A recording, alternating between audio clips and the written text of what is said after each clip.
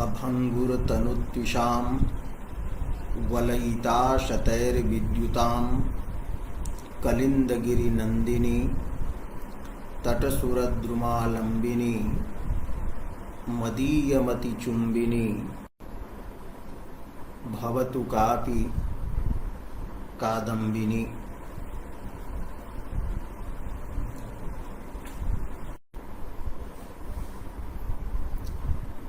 रसगंगाधरे उत्तमोत्तम काव्यस्य उदाहरणम् इदं पद्यं वर्तते। शयिता शविधेऽप्यनीश्वरा सफलीकर्तुमहो मनोरथान्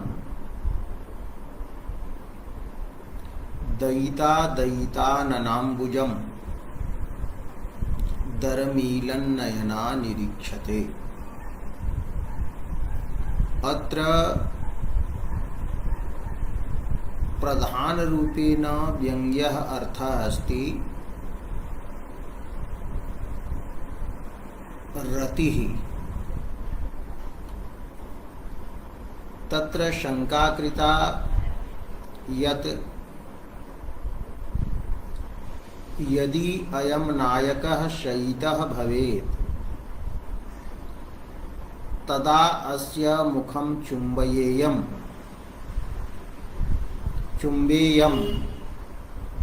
इति नायिकायाः या इच्छा अस्ति सा एव प्रधान रूपेण व्यंग्या भवतु इति पूर्वपक्षः उपस्थापितः। तत्र उत्तरपक्षः अपि कृतः, समाधानं दत्तं यत् मनोरथ शब्देन मनोरथत्वरूपेण चुम्बनेच्छा वाच्या अस्ति। यद्यपि चुम्बनेच्छात्वेन चुम्बनेच्छा व्यंग्या अस्ति, किन्तु मनोरथत्वेन वाच्या वर्तते। यतो हि मनोरथान् इति पदस्य प्रयोगः तत्र वर्तते।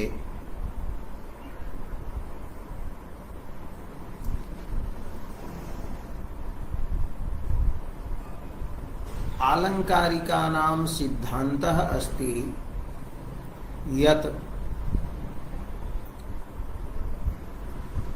केनापि प्रकारेण सामान्येन विशेषेण वा अभिधया अस्पृष्टः यः अर्थः भवति स एव चमत्कारी भवति।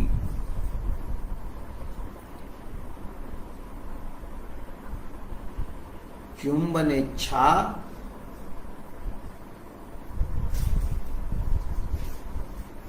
इच्छात्वेन सामान्येन मनोरथत्वेन सामान्येन मनोरथपदेन अत्र अभिधायाः विषयः भवति। अतः नायिका निष्ठा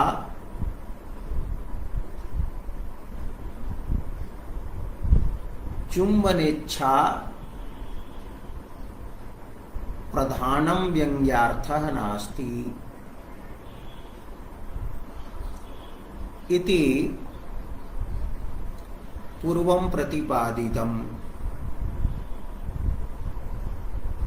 चुम्बनेच्छायाः प्रधान व्यंग्यता तत्र निराकृता।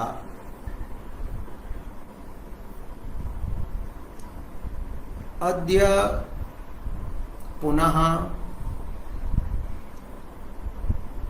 अपरः पक्षः उपस्थाप्यते। पूर्वपक्षः अस्ति लज्जा या वर्तते सा एव प्रधान व्यंग्यार्थः अत्र भवतु।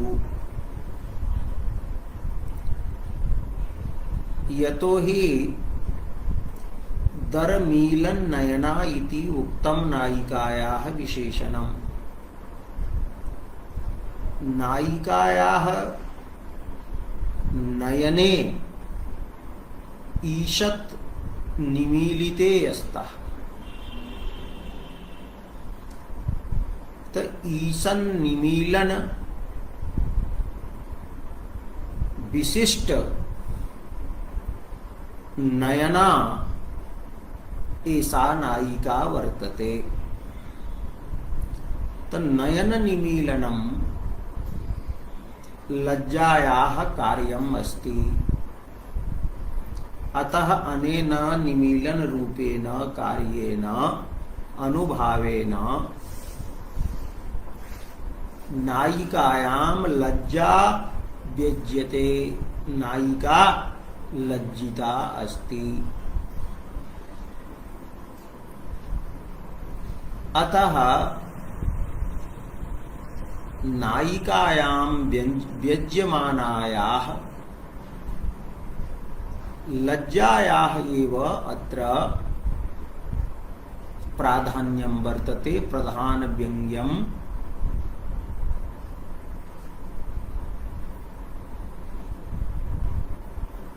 लज्जा एव अस्ति। लज्जायाः एव अपरम नाम अस्ति त्रपा। तर्हि त्रपायाः एव प्रधान व्यंग्यता यत्र भवतु इति पूर्वपक्षः अस्ति। अस्य पूर्वपक्षस्य अपि निराकरणम् पंडितराजेन विधीयते। तत्र पंक्ति अस्ति एवं त्रपायाः अपि न प्राधान्येन व्यंग्यत्वम्। शयिता शविधे इति पद्ये प्रतिपाद्या या वर्तते नायिका तस्यां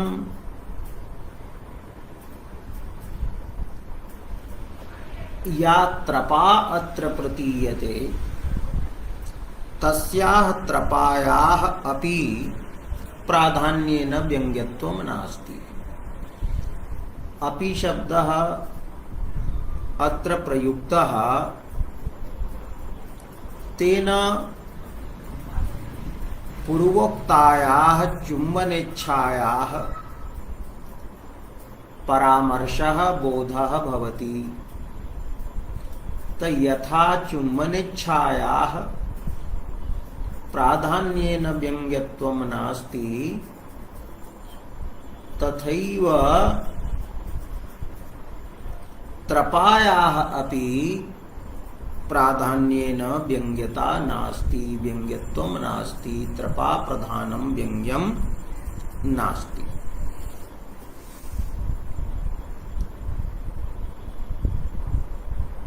तर्हि प्रश्नः भवति किं कारणं वर्तते। त्रपा एव प्रधानरूपेण व्यंग्या कथं नास्ति। तर्हि अग्रिमा पंक्ति ही वर्तते अनुवाद्यतावच्छेदकतया प्रतीतायां तस्यां मुख्य वाक्यार्थत्वायोगात्।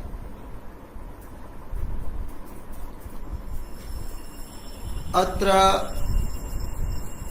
अनुवाद्यता शब्दः प्रयुक्तः।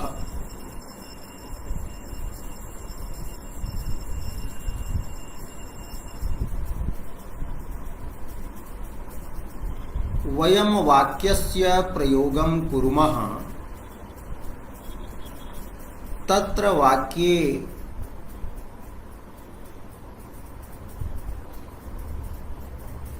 अथवा तेन बोध्ये वाक्यार्थे द्वौ अंशौ भवतः। एकः अंशः उच्यते अनुवाद्यः, उद्देश्यः। तो उद्देश्यः अनुवाद्यः वा एकमेव अर्थं बोधयति। अपरः अंशः भवति विधेयः। अयम् अंशः तेनैव वाक्येन प्रतिपाद्यः भवति, तत्रैव वाक्यस्य तात्पर्यं भवति। तो विधेयांशः प्रधानभूतः भवति।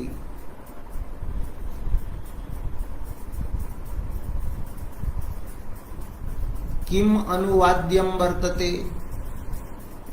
अनुवाद्यता कस्मिन् अर्थे भवति? तर्हि उच्यते सिद्धे अर्थे अनुवाद्यता भवति, साध्ये अर्थे विधेयता भवति। पुनः एवं ज्ञातुं शक्यते, वक्ता वाक्यस्य प्रयोगं करोति, तत्र अनेकं पदं भवति। तो वाक्ये प्रयुज्यमानस्य पदस्य यः अर्थः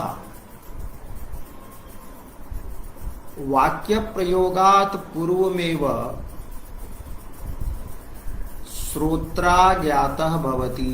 वाक्य प्रयोगात् पूर्वमेव श्रोता जानाति। श्रोतुः बुद्धौ केनचित् प्रमाणेन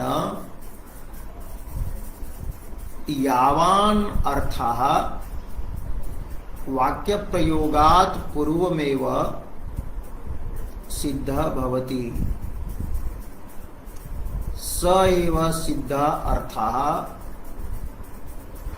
अनुवाद्यः उच्यते, उद्देश्यः उच्यते। किंतु वाक्ये प्रयुज्यमानस्य यस्य शब्दस्य अर्थः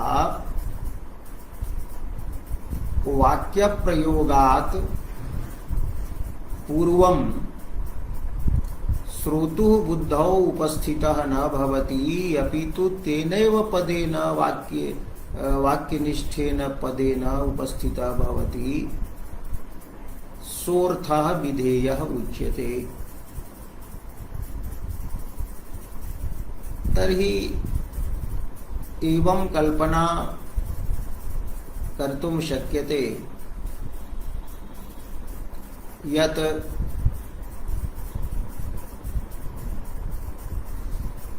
गुरुः उपविष्टः अस्ति, शिष्यः अपि उपविष्टः अस्ति। शिष्यः जानाति यत् अहम् अस्मि। तदानीं यदा गुरुः वदति त्वं पठ, त्वं पठ इति वाक्ये पदद्वयं वर्तते। तत्र त्वमिति पदेन बोध्यः यः शिष्यः वर्तते, स तु पूर्वतः एव सिद्धः अस्ति, जानाति अहम् अस्मि। किन्तु शिष्यबुद्धौ पठनक्रियायाः बोधः पठ इति शब्देनैव जायते। अतः पठपदबोध्यः यः पठनरूपः अर्थः वर्तते स वर्तते तत्र विधेयः।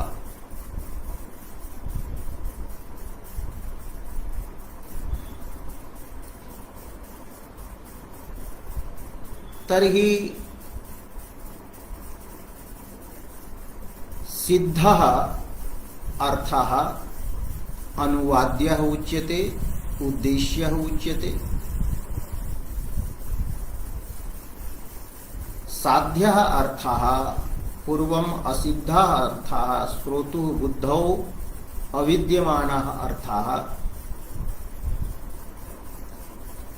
साध्य उच्यते। साध्य एव विधेय उच्यते। विधेय एव वाक्यस्य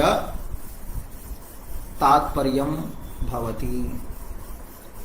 ततएव सिद्धान्तः अस्ति यत् परः शब्दः स शब्दार्थः। त्वं पठ इति वाक्यं पठन क्रियायाः एव बोधनाय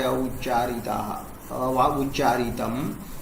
अतः वाक्य रूपः यः शब्दः स अत्र पठनपरः वर्तते। पठनस्य बोधाय प्रयुक्तः अस्ति, न तु त्वम् इति पदार्थस्य बोधाय। तत्र क्वचित् एकः विधि भवति, विधिद्वयं भवति, अनेके विधया मने अनेके विधेयाः अपि भवितुम् अर्हन्ति। काव्य प्रकाशे उदाहरणं दत्तम् अस्ति। रक्तं पटं वय। कश्चित् कञ्चित् वदति कि त्वं रक्तं पटं वय। यदि एवं कल्पना क्रियते यत् यं प्रति एतत् वाक्यम् उच्चार्यते स किमपि न करोति, तदा यदि उच्यते कि त्वं रक्तं पटं वय, तर्हि त्वम् इत्यनेन वाच्यः सः पुरुषः अनुवाद्यः भवति और तत्र रक्तपटवयनं विधेयं भवति। यदि सः पुरुषः पूर्वमेव कटस्य वयनं करोति तो वयनं तु पूर्वमेव प्राप्तं वर्तते। तदा यदि उच्यते रक्तं पटं वय, तत्र वयपदवाच्यं वयनं यत् वर्तते तदपि श्रोतुः बुद्धौ पूर्वमेव सिद्धम् उपस्थितम् अस्ति। अतः वयने विधेयता नास्ति, तत्रापि उद्देश्यतैव, किन्तु रक्तपटे एव विधेयता भवति। यदि स पटम एव वयन वर्तते, पटम एव वयति, तदा यदि उच्यते रक्तं पटं वय, तदा पटस्य रक्तत्वे पटे रक्तगुणः यः वर्तते स एव विधेयः अस्ति। एवं सिद्धः अर्थः अनुवाद्यः भवति।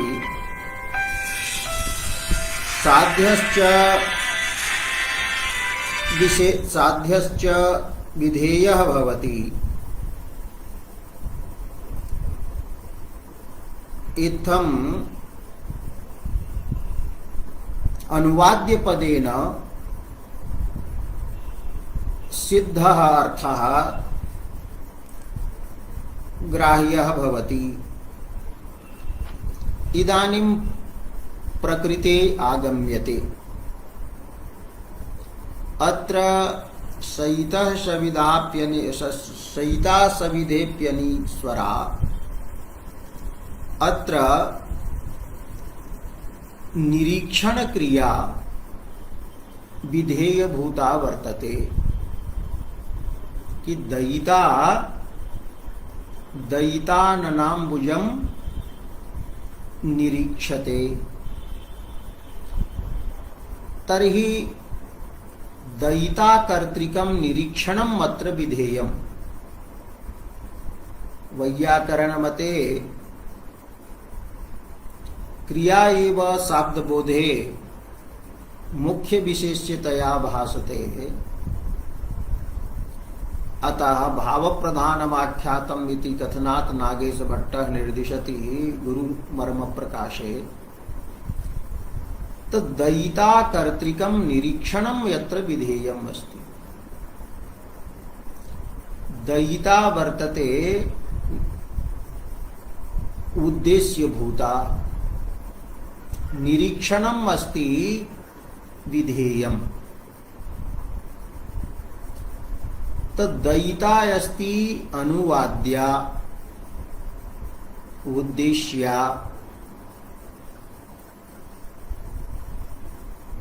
उद्देश्ये उद्देश्यता नामकः कश्चन धर्मः अनुवाद्ये अनुवाद्यता नामकः कश्चन धर्मः इति न्यायशास्त्रे प्रसिद्धं वर्तते नव्य न्याये। तो दयिता वर्तते यत्र अनुवाद्या तस्यां वर्तते अनुवाद्यता। तर्हि यत्र अनुवाद्यतायाः अवच्छेदकः धर्मः कः भविष्यति? यह दयितायामेव अस्ति। तो दयितात्वम् अपि वर्तते। अवच्छेदक शब्देन अन्यूनानतिरिक्त वृत्ति धर्मः अपि लभ्यते। एवं विशेषणं यत् भवति विशेषणम् अपि अवच्छेदकम् उच्यते, भेदकम् उच्यते। विशेषणं हि सजातीयात् व्यावर्तयति। यथा कृष्णा गौः, अत्र कृष्णत्व कृष्णगुणः यः वर्तते स तां गो व्यक्तिं सजातीयाभ्यः अन्याभ्यः गो व्यक्तिभ्यः अवच्छिन्नति, पृथक् करोति।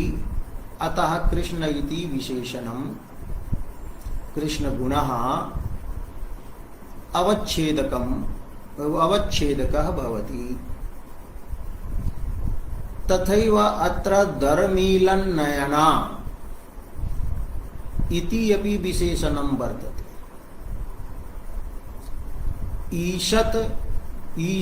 ईषन्निमीलत नयनस्य वैशिष्ट्यं नायिकायाम् अस्ति। तर्हि दरमीलन्नयनात्वरूपः धर्मः वाच्यः यः वर्तते दरमीलन्नयना इति पदेन दरमीलन्नयनात्व रूपः धर्मः अनुवाद्यायां नायिकायां वाच्यवृत्त्या प्रतीयते, अभिधया प्रतीयते। अतः अनुवाद्यतावच्छेदकं दरमीलन्नयनात्वम् अस्ति। अनेन अर्थेन दरमीलन्नयनेन नयनरूपेण अर्थेन नायिकायां त्रपा व्यज्यते, लज्जा व्यज्यते। त अनुवाद्यताया वाच्यदशायाम् अनुवाद्यतायाः अवच्छेदकं वर्तते दरमीलन्नयनात्वम्। अतः तेनैव दरमीलन्नयनात्वेन त्रपा अपि व्यञ्जनावृत्त्या नायिकायां प्रतीयते। अतः त्रपायपि नायिका निष्ठानुवाद्यतायाः अवच्छेदिका भवति। अतः अत्र पंडितराजेन उच्यते कि त्रपायाः व्यञ्जकं यत् वर्तते दरमीलन्नयनात्वं तत् अनुवाद्यतायाः अवच्छेदकम् अस्ति, नायिका निष्ठानुवाद्यतायाः अवच्छेदकम् अस्ति। एवं तेनैव अवच्छेदकेन नायिकायां त्रपारूपम् अपि अवच्छेदकं विशेषणं प्रतीयते। त्रपावती एषा नायिका इति वैयञ्जनिकः बोधः भवति। ईशन् निमीलन नयना नायिका इति अभिधा प्रयोज्यः बोधः अस्ति, किन्तु त्रपावती इयं नायिका इति व्यञ्जना प्रयोज्यः शाब्दबोधः तत्र भवति। इत्थं निरीक्षण क्रियायाम् उद्देश्य भूताय अनुवाद्य भूताया वर्तते नायिका, सा नायिका स्वयमेव निरीक्षण क्रियायां विशेषणीभूता वर्तते वैयाकरण्ये। तस्याः नायिकायाः विशेषणं वर्तते दर्मीलन्नयनात्वं, तेन च प्रतीयमानः त्रपारूपः अर्थः भवति। अतः त्रपायाः व्यङ्ग्यता अस्ति, किन्तु प्राधान्यं नास्ति।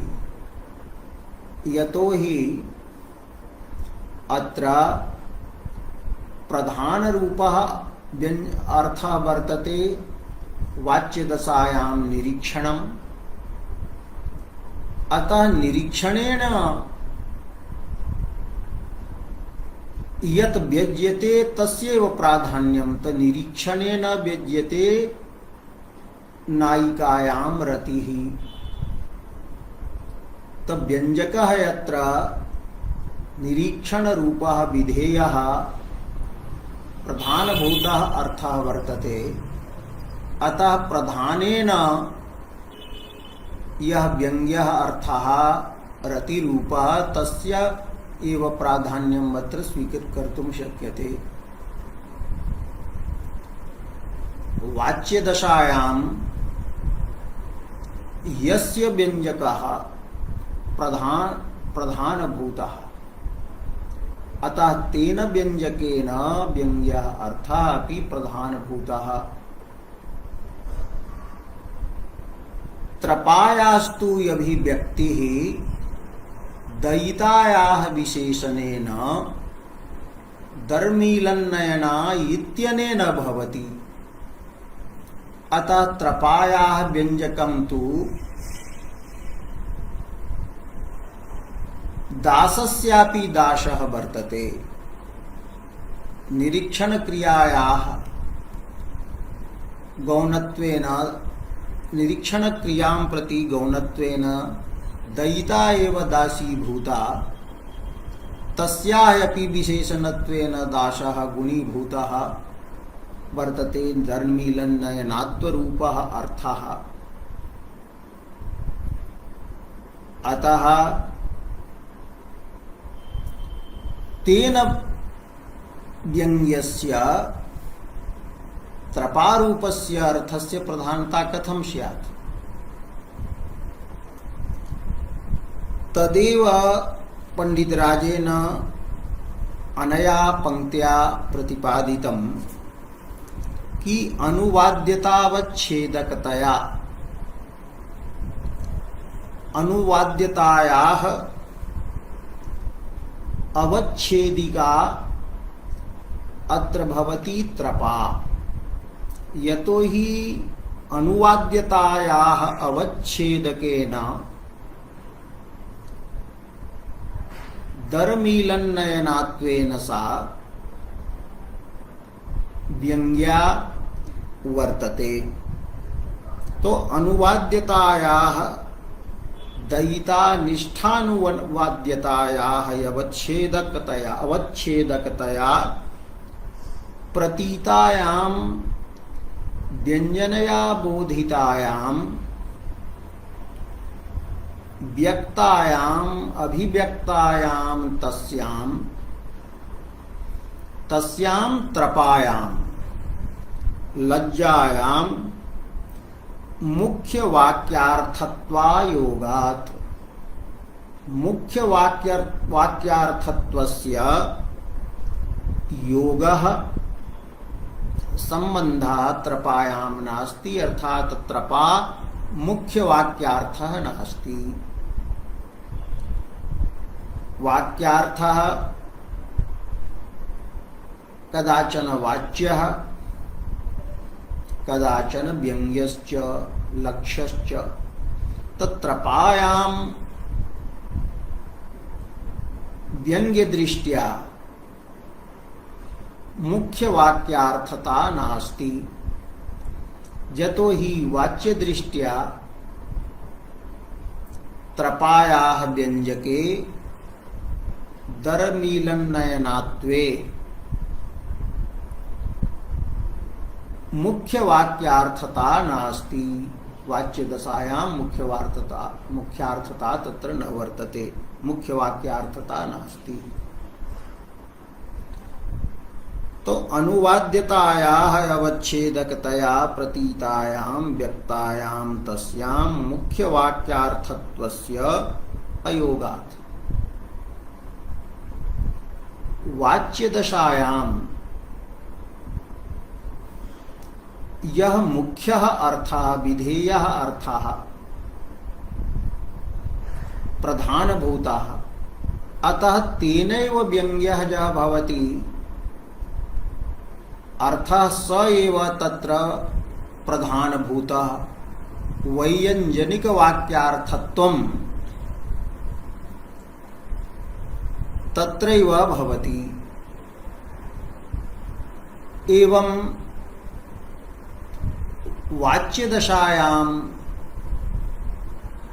योऽर्थः उद्देश्यभूतः, उद्देश्यतायाः विशेषणभूतः, उद्देश्य विशेषणभूतः, ततः अभिव्यक्तस्य अर्थस्य वैयंजनिक शाब्दबोधे प्राधान्यं न भवति। अतः अत्र निरीक्षण क्रियायाः विधेयत्वेन तया निरीक्षण क्रियया व्यज्यमाना या रतिः तत्रैव मुख्यार्थत्वं वर्तते। अतः त्रपायाः अपि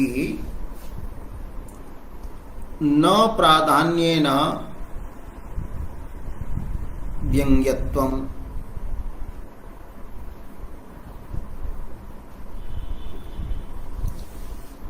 अत्र पुनः पूर्वपक्षः वदति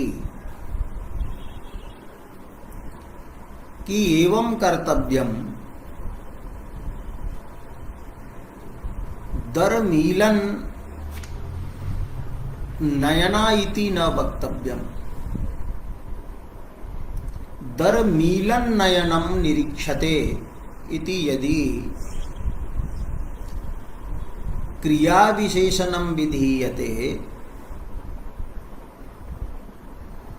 दरमीलन नयनत्वं यदि क्रियायाः विशेषणं विधीयते तर्हि निरीक्षण क्रिया निष्ठा या विधेयता वर्तते तस्याः अवच्छेदकं दरमीलन नयनत्वं भवति।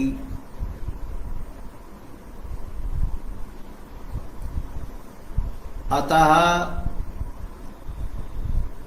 अनुवाद्यतावच्छेदकत्वं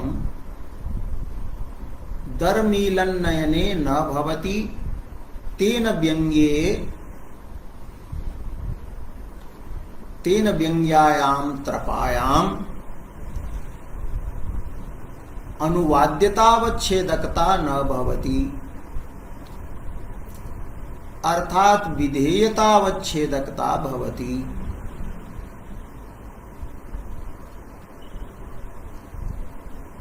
अतः त्रपायां तद व्यंजके दरमीलन नयनात्वे च यत विधि अनुवाद्यतावच्छेदकत्वम् उक्तम् तत्समीचीनम् नास्ति। तर्हि पूर्वपक्षः अयम् अनया पंक्त्या उपस्थाप्यते निराक्रियते च। तन्न च धर्मीलन्नयनात्व विशिष्ट निरीक्षणं विधेयम्। अथवा धर्मीलन्नयना इति विधेयकोटौ एव प्रविशतु तथैव पाठः भवतु धर्मीलन्नयना निरीक्षते। तर्हि यत्र धर्मीलन्नयनात्वस्य सिद्धत्वाभावेन तत्रापि विधेयता कल्पनीया। अतः नायिकानिष्ठं यद्धर्मीलन्नयनात्वं तेन विशिष्टं निरीक्षणम् अत्र विधेयम् इत्यपि अर्थः। अथवा धर्मीलन्नयनम् इत्यपि कर्तुं शक्यते, किन्तु मूल पंक्तौ धर्मीलन्नयनात्व इति शब्दः वर्तते। अतः पाठः तथैव स्वीकरणीयः धर्मीलन्नयना निरीक्षते। किन्तु विधेयता स्वीकरणीया न केवले निरीक्षणे अपितु धर्मीलन्नयनात्व विशिष्टे निरीक्षणे विधेयता भवतु। एवं धर्मीलन्नयनात्वे अनुवाद्यतावच्छेदकता न भवति, अनुवाद्य विशेषणता न भवति, विधेय विशेषणता भवति। तर्हि विधेयतावच्छेदकतया यत्र त्रपायाः प्रतीतिः वाच्या। तर्हि कथयति इदमपि न वाच्यम् एवमपि वक्तुं न शक्यते। तन्न च धर्मीलन्नयनात्व विशिष्ट निरीक्षणं विधेयम्। कि धर्मीलन्नयनात्वेन विशिष्टं यत् वर्तते निरीक्षणं तदेव विधेयम् इति अस्मात् कारणात् नानुवाद्यतावच्छेदकत्वं तस्याः त्रपायाः अनुवाद्यतावच्छेदकत्वं न भवति। किं कथं कि धर्मीलन्नयनात्वं तु विधेयकोटौ प्रविष्टम्। अतः वाच्यदशायां धर्मीलन्नयनात्वे विधेयतावच्छेदकत्वम् अस्ति। अतः तेन व्यंग्यायां त्रपायामपि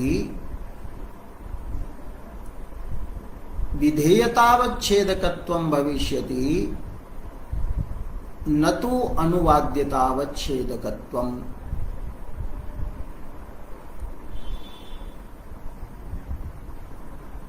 न च धर्मीलन्नयनात्व विशिष्ट निरीक्षणं विधेयम् इति कारणात् नानुवाद्यतावच्छेदकत्वं तस्याः त्रपायाः वर्तते इति न च वाच्यम्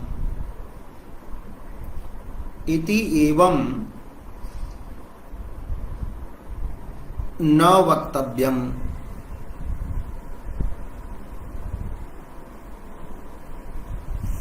तत्र हेतुः दीयते यत् नेत्रयोः ईषत् निमीलनं यत् अस्ति तत्त्रपाजन्यम् अस्ति, त्रपायाः कार्यं वर्तते। लज्जा यदा भवति तदा नयनयोः निमीलनं भवति। अत्र तु ईषत् निमीलनं वर्तते, तेन लज्जा तु व्यज्यते, किन्तु ईषत्वेन निमीलने ईषत्वेन रतिः अपि अभिव्यज्यते। अतएव पश्यति न तु पूर्णतया स्वकीये नेत्रे दयिता पिदधाति। तर्हि नयनगतं यत् निमीलनम् अस्ति तत्तु लज्जा कार्यं वर्तते। तेन तु लज्जा व्यज्यते एव। पूर्वम् उक्तमेव यत् कार्यं भवति तदेव काव्ये अनुभाव शब्देन उच्यते। ते अनुभावेन भावस्य तत्कारणीभूतस्य प्रतीति भवति।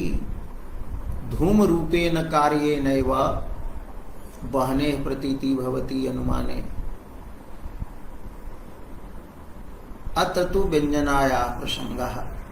नयन निमीलनं तु कारणान्तरात् अपि सम्भवति, यतः अनुमानस्य अत्र अवसरः नास्ति। नेत्र निमीलनं हि लज्जया एव भवति इति नास्ति, अन्यदपि कारणं भवति नेत्र निमीलनस्य। नेत्रे किमपि पतितं भवेत् अथवा ईषद् भयं भवेत्, किन्तु प्रकरणवशात् तत्र त्रपा व्यज्यते। अतः नेत्रगतं निमीलनं त्रपायाः व्यञ्जकम् अस्ति, यतो हि नेत्र निमीलनं त्रपायाः कार्यं वर्तते। किन्तु भवता पूर्वपक्षिणा उक्तं यत्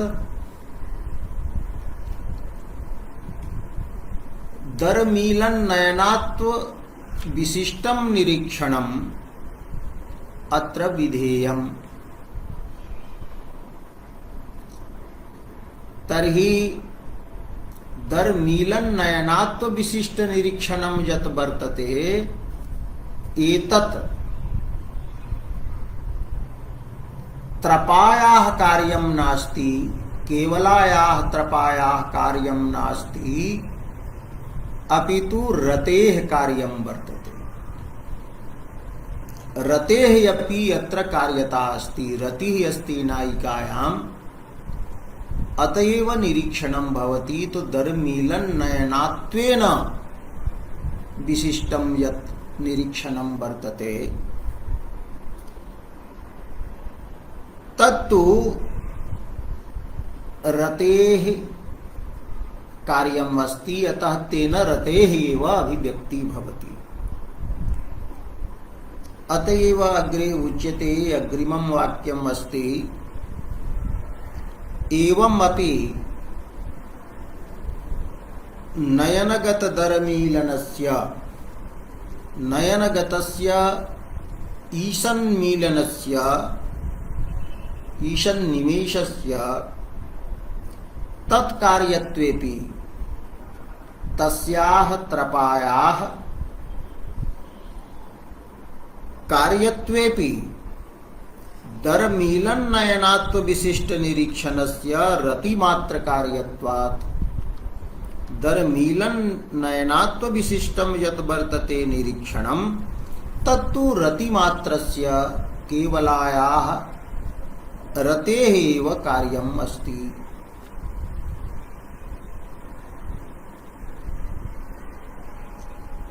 अतः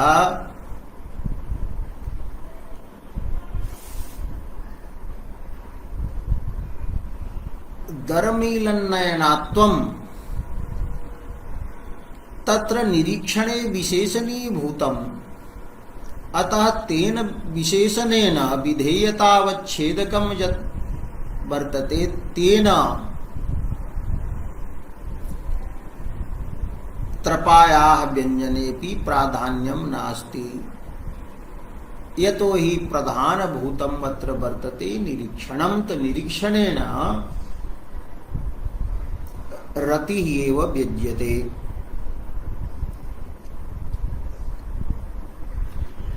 यदि एवं उच्यते यत्र पायाः एव मुख्यत्वम् अस्ति, दर्मीलन नयनात्वम् एव मुख्यतया विधीयते, तदपि न समीचीनम्, यतोहि यदि त्रपायाः एव व्यंग्यता प्रधान रूपेण प्रतिपिपादयिषिता भवेत्, प्रतिपादयितुम् अभिष्टा भवेत् कवेः, तदा निरीक्षते इति पदं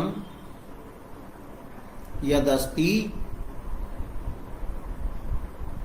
तस्य प्रयोगं न कुर्यात्। तो कविना एतदेव न उक्तं सहिता सविधेप्यनीश्वरा सफलीकर्तुमहो मनोरथान् दयिता दयिताननाम्बुजं दर्मीलन्नयना विराजते। तो दर्मीलन्नयना विराजते इति यदि यदा उच्यते तर्हि दर्मीलन्नयनात्वं मुख्य रूपेण विधेयं स्यात्। तर्हि तेन व्यंग्यायाः त्रपायाः प्राधान्यं वक्तुं शक्येत, किन्तु एवं नास्ति, निरीक्षते इति उक्तम्। तदेव अग्रे लिख्यते त्रपायाः एव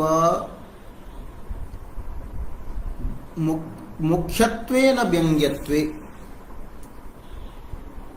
लज्जायाः एव मुख्यत्वेन व्यंग्यत्वे विवक्षिते सति निरीक्षणोक्तेः, निरीक्षते इति पदेन निरीक्षणक्रियायाः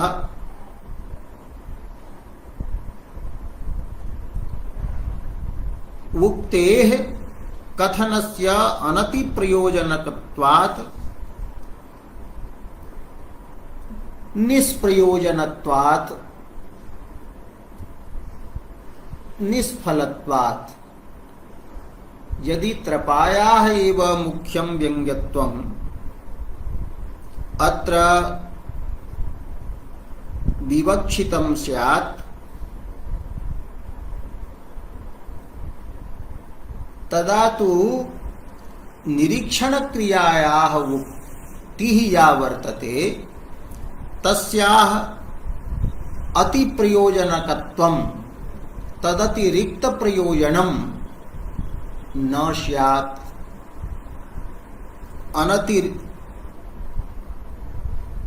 प्रयोजनकत्वापत्तेः निरीक्षणोक्तिः अनतिप्रयोजनका स्यात्, तदतिरिक्तप्रयोजनरहिता स्यात्। अतः एवं न वक्तुं शक्यते यत्रपायाः एव मुख्यरूपेण व्यंग्यत्वम् अस्मिन् पद्ये विवक्षितम् अस्ति।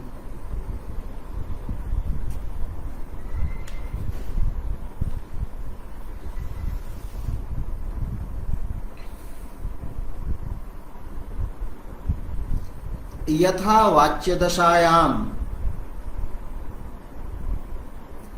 यदि दर्मीलन्नयनात्व विशिष्टं निरीक्षणं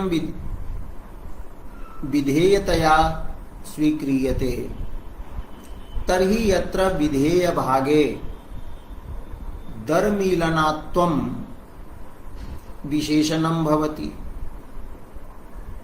निरीक्षणं विशिष्यं भवति। वाच्यदशायां यथा दर्मीलन्नयनात्वस्य निरीक्षणक्रियायां विधेयतया गुणीभावः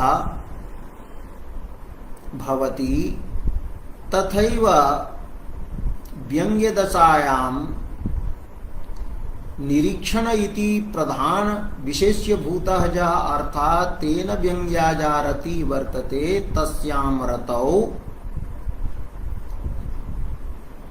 दर्मीलन नयनात्व इत्यनेन व्यंग्यायाः त्रपायाः गुणीभावः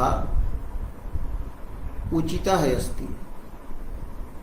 दर्मीलन नयनात्वं त्रपायाः व्यंजकं वर्तते तत्तु वाच्यदशायां निरीक्षणस्य विशेषणं वर्तते। निरीक्षणं प्रति गुणीभावः अस्ति। अतः तेन व्यंग्याया वर्तते रतिः त्रपा। तस्याः त्रपायाः अपि गुणीभावः कुत्र भवेत् व्यंग्यदशायां? तर्हि निरीक्षणक्रियया व्यंग्याया वर्तते रतिः, तस्यां रतौ एव व्यंग्यता समुचिता वर्तते। तदेव अग्रिमया पंक्त्या प्रतिपाद्यते। वाच्यवृत्त्या रतेः अनुभावे निरीक्षणे। वाच्यता दशायां रतेः अनुभावः यः वर्तते निरीक्षणं यदस्ति तस्मिन् निरीक्षणे त्रपायाः अनुभावस्य लज्जायाः अनुभावस्य दरमीलनस्य इव। अर्थात वाच्यवृत्त्या रतेः अनुभावे निरीक्षणे त्रपायाः अनुभावस्य दर्मीलनस्य यथा गुणीभावः उचितः अस्ति तद् दर्मीलनस्य इव व्यंजनया तस्यां व्यंग्यदशायां व्यंजनया प्रतीयमानायां तस्याम् अर्थात् रतौ तस्याः अपि अर्थात् त्रपायाः अपि लज्जायाः अपि गुणीभावस्य यः वर्तते प्रत्ययः ज्ञानं तस्य एव उचितत्वात् औचित्यम् अस्ति। एकस्मिन् पद्ये वाक्ये अनेके व्यंग्यार्थाः भवन्ति। तत्र व्यंग्यार्थेषु कस्य प्राधान्यम् इति कथं निर्णेयम्? तर्हि द्रष्टव्यं कः व्यंग्यार्थः केन व्यज्यते। तो यस्य व्यंग्यार्थस्य व्यंजकं वाच्यदशायां प्रधानं भवति स एव व्यंग्यार्थः प्रधानतया स्वीक्रियते। अत्र दर्मीलन नयनात्वं यत् वर्तते तत् मुख्यं नास्ति। दर्मीलन नयना पदं विशेषणत्वेन प्रयुक्तं वर्तते।